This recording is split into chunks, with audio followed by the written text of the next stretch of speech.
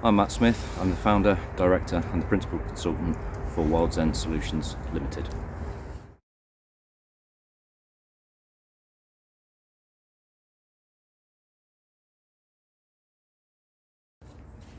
I think I've had a connection to the natural world for my whole life. I grew up in the city, and it was, at the time, the city was not what you'd call a boomtown. Coventry had a lot of manufacturing during the 50s, 60s and 70s, and that started to die down. So it was really, my memories as a child were that it was quite a grey city, it was quite a dull city. But I used to go out to a country park on the outskirts of Coventry with my grandparents quite regularly. They'd walk their dogs out there. It was Coombe Abbey Country Park. And being out there, I just felt it was a really relaxing place to be. My grandparents were fairly avid bird watchers. They had a really good knowledge of tree and plant species. They were gardeners and grew a lot of their own veg. And being out there with them, they sort of really introduced me to recognising what wildlife was and how essentially how beautiful the natural environment was. And for someone who was living in a city at that time, it was a real break from that urban environment. And I think it's just developed from there, that as I've got older, I started getting interested in bushcraft, I started getting interested in wildlife tracking particularly, and that gave me reasons to spend more time outside, more time in natural spaces, which just increased exponentially the passion I have for being outdoors. So when I was looking at what I wanted to do as a job and as a career, I initially started as an engineer, but it was experiences outdoors that led me to really want to use some of those skills that I developed through engineering in design and in problem solving to solve some of the environmental problems that we've got, of which there are many. And it seemed a natural progression for me to take a passion on the one side, the outdoors, and a skill set that I developed academically, and put the two together. And WildZen Solutions is really the nexus of those two areas of my life. So that's really what led to the foundation of this as a company, and it's the basis for a lot of the values and the mission that drive that company forward as we move forward and as we expand. And I think it's really from two areas of my life that this has come together.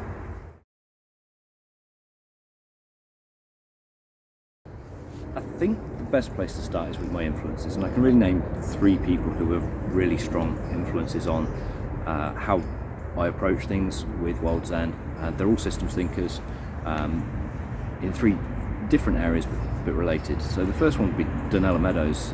Donella Meadows wrote Systems Thinking, a primer, Thinking in Systems, a primer, which is really the go-to book for understanding how complex systems work. She was an ecologist and really lays down the workings of a complex system in a really easy, accessible way, and doesn't just apply it to the environment, it applies it to political systems, to social systems, to computer systems, to all sorts of things. So she was a really strong influence as I was going through my academic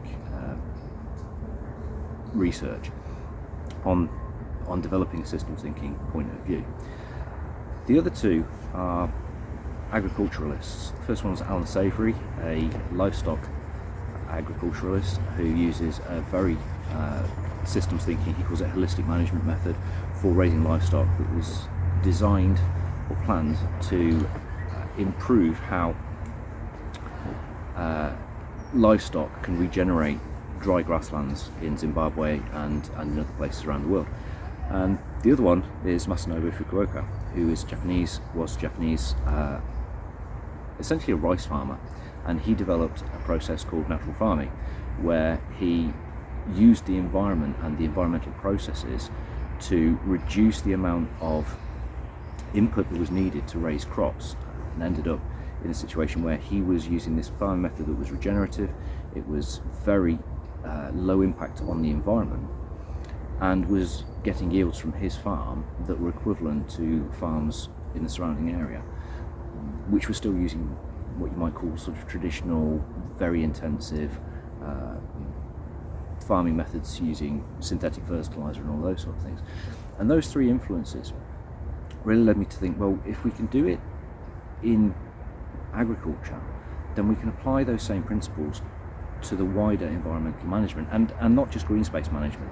We can look at how things focus on things as a system, take a big picture view, and essentially let the environment do a lot of the work.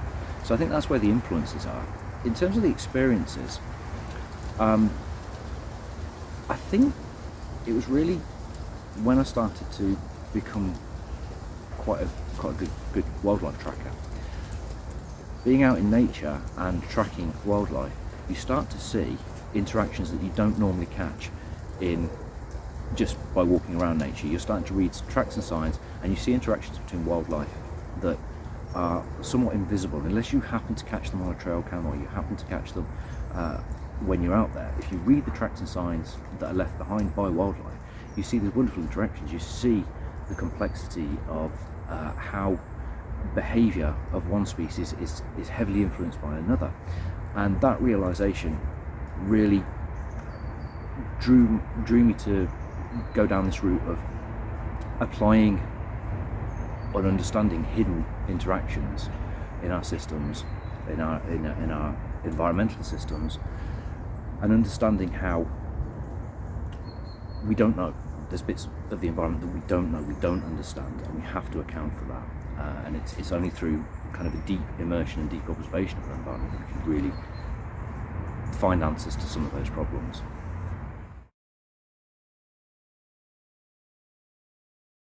I believe that whatever we do in environmental management or sustainability management, ultimately what we're trying to do is conserve and manage our natural resources. So it doesn't matter whether we are trying to manage a green space like this woodland that we're in today, or whether we're looking at a commercial client and the issues that are related to creating business or manufacturing, where we might be looking at energy or water usage or waste management. Ultimately, that all comes down to the idea of conserving and sustaining our natural resources. So if we use that as a starting point, that whatever we do, we're ultimately trying to conserve our natural resources, then the progression, almost the reverse of the question.